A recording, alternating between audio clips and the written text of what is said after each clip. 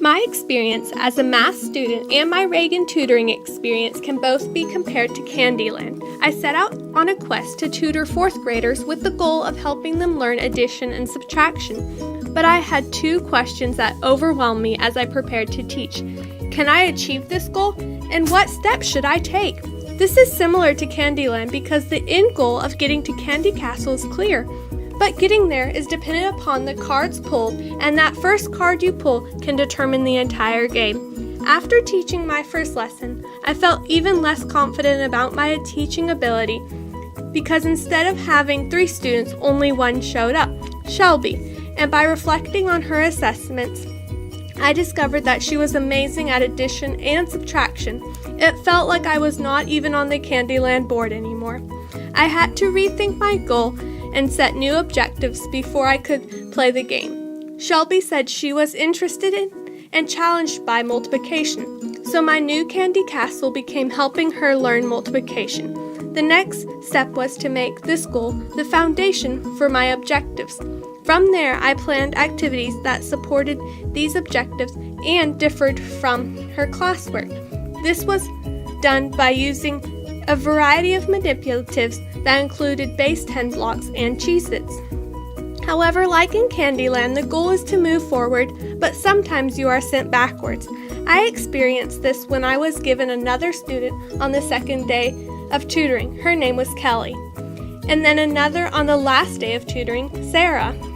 In Candyland, it is exciting to pull these picture cards, but it is also a challenge.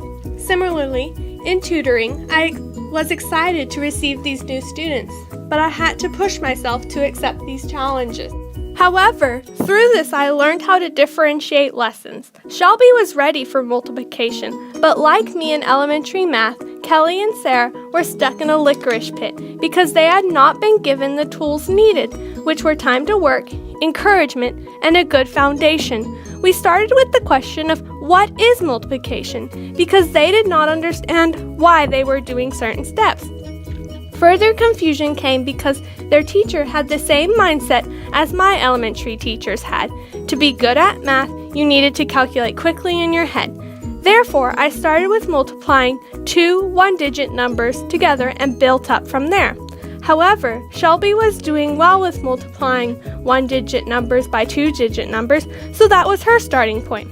One struggle that all 3 students had was they needed to slow down because they raced to be the first to answer, so I created the wait sign. The students received different equations and then waited until the sign was removed to share their answers. This worked really well to manage their behavior, minimize the racing, and allowed me to give specific encouragement that boosted their self-esteem. This encouragement showed them that working hard was just as important as getting the answer correct. When I am a teacher, I want to give specific encouragement that builds self-esteem because I saw that when students believed in themselves, they performed at a much higher level. Coming up with solutions to these problems showed me that I was a capable teacher because I learned new ways to teach that helped the students advance to harder equations. Additionally, on the last day, they were all able to say things they had learned and agreed that manipulatives were an exciting and helpful way to learn. This experience at Reagan has shown me the answers to my questions and prepared me for my future.